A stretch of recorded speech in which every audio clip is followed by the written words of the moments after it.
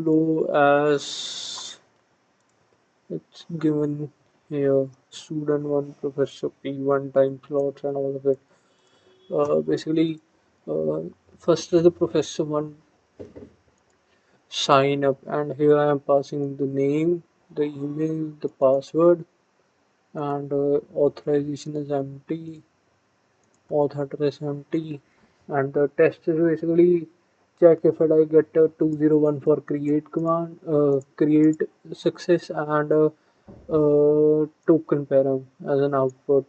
And finally, I am putting the token param in a professor token, professor one slash token.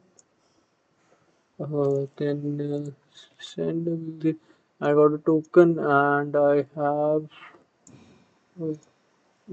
the token basically now, and now it's a student one sign up, got the token, student one slash token, student two sign up, getting a 201, getting a token here and storing it into student two token.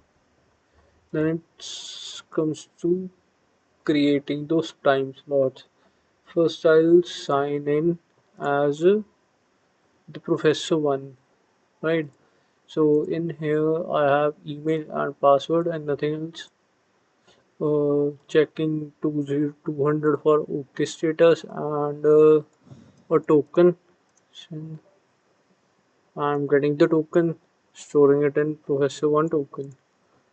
Then creates a time slot, and here is like the professor one token as a bearer token, and the end time and start time are in UTC standard. 2025 first month and 25 of January 2025 at 11 a.m. to 11:20 a.m.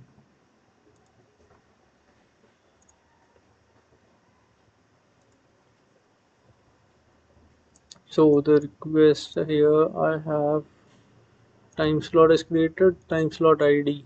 I've got the time slot 1 ID. And now comes to time slot 2, time slot 2 ID. Similarly for the time slot 3.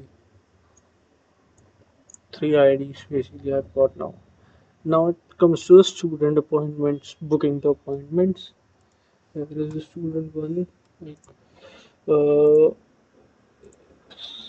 body email and password. Again, student one token, storing the token in student one slash token, and then getting the professor ID. So here I am. What I'm doing is,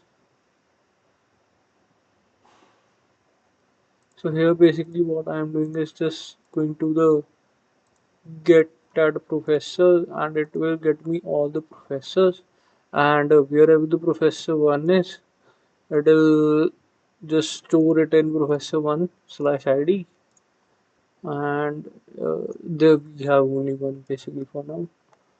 But if there are multiple, so in the test cases, uh, and then getting the time slots, here is the student one slash token, and there's nothing in the body, just a professor ID to get all the time slots for it. Basically, if there is a professor ID and time slot, add a 200 return code, 200 OK. I have the IDs. I'm just picking the first time slots ID, basically this one, and storing it as time slot 1 ID. And then comes to create appointment students. Then again, token, passing out the time slot 1 ID in time slot, and the script is I'll take the appointment ID and store it in this, and created it and stored it, Similarly, creating one booking for the student to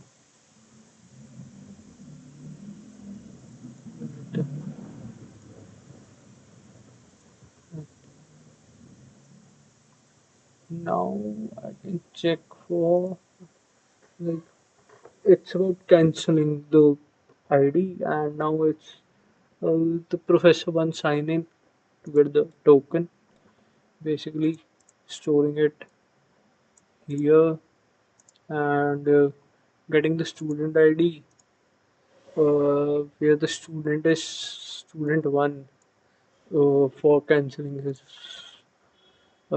student one will copy this to student one ID and when let's get professor appointments I'll just get all the appointments for this professor ID, get the professor ID from the auth and uh, all the appointments I get, I'll pass through it wherever it is student one A dot student ID and I'll student one dot ID matches.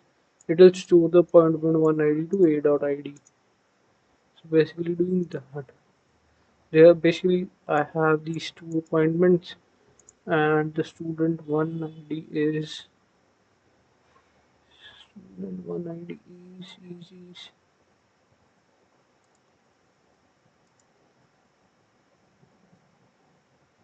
student one. Student one eight C 98 triple F and so here 8C98 triple F. This ID is copied into appointment one dot ID and when I send the cancel request it would be 88606. Okay, so the cancel request is appointment cancelled. Checking through here, token get appointments for the student and it's cancelled.